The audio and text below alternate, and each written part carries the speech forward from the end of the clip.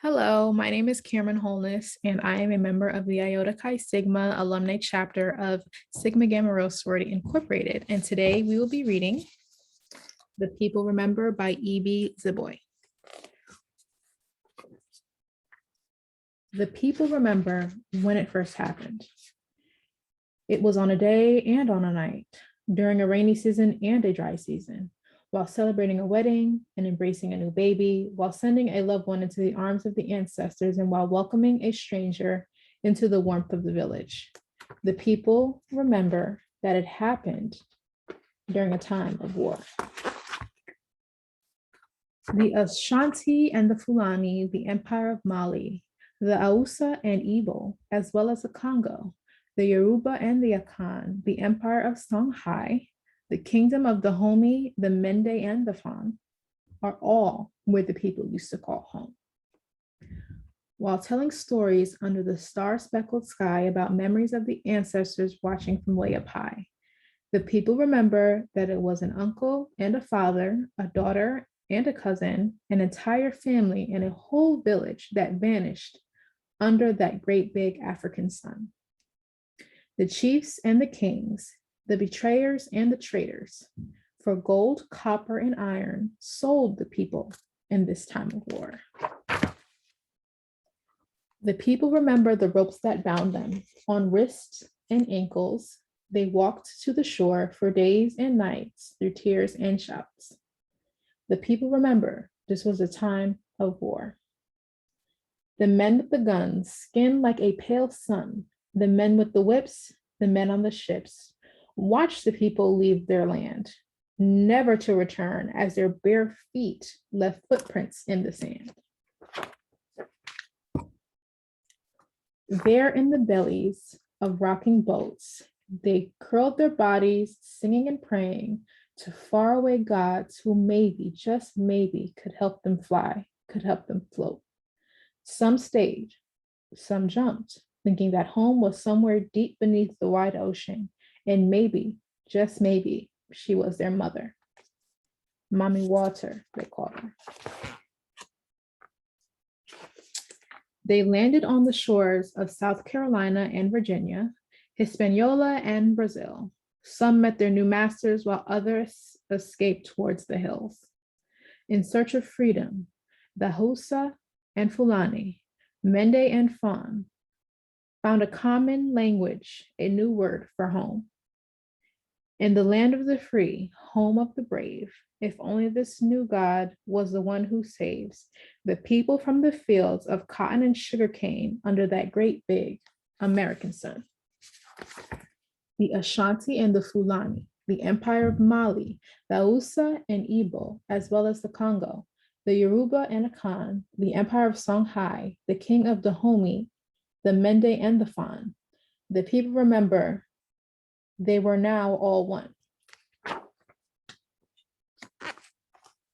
The people remember when they did not have their own bodies, their own thoughts, their own time. When the days were long and the sun was hot, when the babies were born and taken from their mothers, when the sons left their families and the fathers were sold away, when the tears turned to rivers and the shouts turned to music, when the North Star was freedom and Harriet Tubman led the way, when Nat Turner demanded that the people rise up, when the other time of war divided North from South, the people fought for land, for freedom, for tomorrow unknown. The people remember that like the rising and setting sun, the winds turning from cool to warm, they can change a time, a today, a tomorrow, but never the past. The people remember that they have the power to change this nation. Then a new day came, and the people were free. The chains had been broken, and they could now run towards faraway fields, towards sky, towards sun, towards each other, towards lost ones, and towards fathers and mothers. From Mississippi to Chicago, Georgia to New York, from Alabama to California, Louisiana to Canada, the people remember that great migration to new lands, to new borders, where sharecropping hands were now factory machine fingers. The people toiled and labored, working the roads, the houses, the skyscraping towers, reaching for that great big American sun. In the loud, bustling cities and in the small, quiet towns, the uncles and fathers, daughters and cousins gathered around a small table and on a wide porch, on a tattered couch, and on a vast green lawn, to share jokes and stories, tall tales and riddles, to play dozens and jump the broom, catwalk and jive, ring shout and Lindy hop, Charleston and jitterbug their sorrows away. Like waves crashing ashore and raindrops forming a pool, the people held hands and raised their voices in song. In churches and mosques, temples and healing places, the people laid their troubles down like a woven and embroidered rug, a tapestry of memories and sorrow, and a prayer for unknown tomorrows. The people remember they have a job, they have a duty. The people remember that freedom had a price. With 40 acres and a mule, a bale of cotton and a bushel of rice, with a silver dollar and a nugget of gold, and all the fruits and vegetables a wooden cart could hold, the people gathered their wealth like raindrops in a storm cloud and plowed the land to sow a farm, purchase wood, to build a store, pave a road, to establish a town. From Rosewood, Florida to Greenwood, Oklahoma, from Africatown, Alabama to Freedom's Village, Virginia, the people carved out a slice of this American pie and had themselves a fine dessert. Sojourner Truth told the people, I sell the shadow to support the substance. Marcus Garvey's Black Star Line brought some of the people back to Africa. This long journey home of sweet, sweet justice. Madam C.J. Walker became a millionaire when she said to the people, love your hair. Garrett A. Morgan and George Washington Carver invented all the new and different ways the sun could shine, bright or dim, hot or cold. Like a bountiful farm with finely tilled soil in a well-oiled city with all its traffic lights turned green, the people's wealth grew and grew, and it reigned freedom. But the people remember that it happened again and again. It was on a day and on a night, during winter, spring, summer, and fall, while celebrating a wedding and embracing a new baby, while sending loved ones to distant shores, fighting that other great big war, and while guarding a home from the unwelcome presence of white-hooded strangers.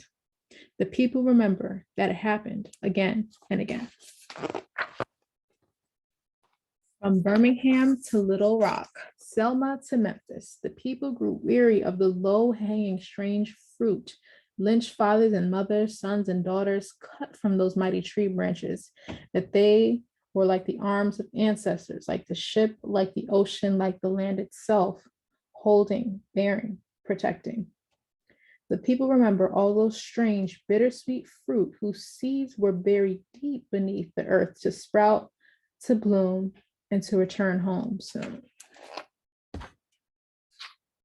There on the street, with picket signs, arm in arm, the people marched to lift every voice and sang the songs of low, swinging sweet chariot. Dr. King gathered the people on that great big lawn near that mighty White House and shouted his dream out to the sun where it could be heard from even the depths of the great wide sea. Change filled the air when the people stood one behind the other on the lines as long as history to cast their vote, this precious note placed on ballots. There on the sidewalks of Harlem, the Mecca of hope, Malcolm X stood atop his great wooden soapbox and told the people, remember, by any means necessary, lest they grow more and more weary. And the brothers and sisters with afros as round as the moon and dashikis colorful like rainbows shouted out loud, I'm Black and I'm proud. With fists raised to demand justice, the people remember that they have a purpose. Even as Jim Crow's dogs waged war on the people's bodies and fire hoses threatened to wipe them out, The people rose up again and again in every city as Martha and the Vandellas sang, dancing in the street. There was a new sound in town, a drum beat rhythm, a bass guitar, a saxophone, and a trombone pumping music, sweet music, out of Detroit, Michigan. Motown told the people to get down, get down. A little boy named Michael danced and sang his way into the people's hearts, and he, as his four brothers, moved like robots, like dancing machines. Aretha, the soul queen, demanded RESPECT and told the people to rock steady as they steady rocked to Jimi Hendrix's electric guitar, and out of the sky fell the stars. A constellation made of Smokey and Stevie, Diana and Nina, whose Negro spirituals became gospel, became rhythm, became blues. As the mothers and fathers sent their sons to yet another war, the people remember peace and daisies rain from way up high as rainbows arch across the sky. Marvin Gaye asked what's going on, and the people replied by painting this world with blues deeper than the ocean as they sway to a new rhythm, a funk, a disco, a hip hop, born out of jazz, born out of gumboot dance, born out of djembe drums. There was a new beat on the streets. So Amiri Bakara, Sonia Sanchez, Lucille Clifton, Nikki Giovanni, and Maya Angelou put pen to paper and made their words dance. Here was another chance at freedom, justice, as the people remember that still, like dust, they rise. The poets and storytellers wove together the pieces of fabric handed down to them by Langston, Zora, Richard, and Ralph to make themselves a new patchwork quilt. James, Tony, Alice, and Octavia stitched new stories so the people could remember to go tell it on the mountain, that a girl named Picola wanted blue eyes, and a woman named Celie loved the color purple, and that Dana could travel back in time. But out of the rubble of grays and browns was a bass so loud, a groove so smooth that the people had to get down to the ground on gray concrete, on brown cardboard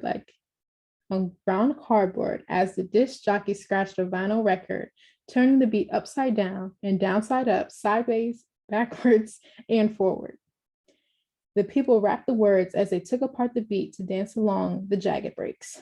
The Bronx was a place to be as the walls and subway trains became canvases for masterpieces. The people remember that the beat is from the heart, and out of the heart comes the finest art. The people's music and dance, art and stories, fashion and poetry cross boundaries and borders, mountains and oceans, valleys and hills, shantytowns and villages. From Tokyo to Johannesburg, Paris to Rio, London to Moscow, the people inspired the world. A new president, Barack Obama, claimed a seat, the most powerful in all the land. He demanded change and took a stand. With Michelle, Sasha, and Malaya by his side, they were their ancestors' dreams, the people's pride. But the people remember that it happens again and again. A boy and his toy, a teenager on the phone, friends coming home from a party, a girl asking for the right way, their breath and their light taken in just one shot. But the people still remember that with each rising sun is a new day, with each new year is a new dream, a new seed of hope on earth, dusted and polished. The people know that there will be a right time of peace. The people will gather the pieces of fabric, cut, torn, shredded, and made unrecognizable by the storms of time, to sew together a tapestry of their stories. One fine quilt, a blanket for the children to keep them warm, protected, and safe. The people remember to always have faith. Thank you for listening to my story. I hope you enjoyed it. For more stories like this, please go to our website at www.eshironewhaven.com. Thank you.